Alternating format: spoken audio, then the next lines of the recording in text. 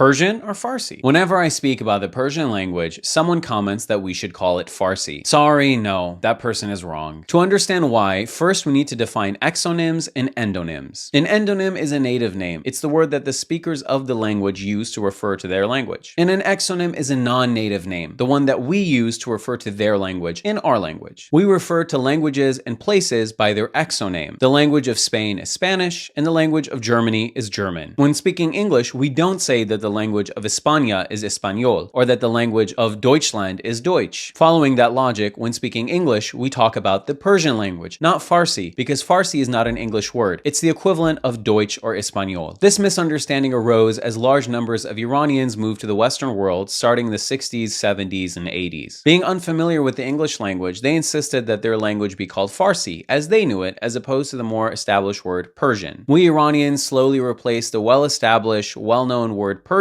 with the word Farsi, which sounds out of place and foreign in English. If you don't believe me, just take a look at the prevalence of the word Farsi and how it has increased since the 1960s, and the equivalent decrease in the prevalence of Persian. Even though Farsi is perhaps more popular today, and even though some Iranians are very insistent that we call it Farsi, Persian is more correct, it's more historical, and it just sounds nicer. It's an English word. Farsi is not an English word. So next time someone asks you what the most beautiful language is, be sure to tell them it's Persian, not Farsi.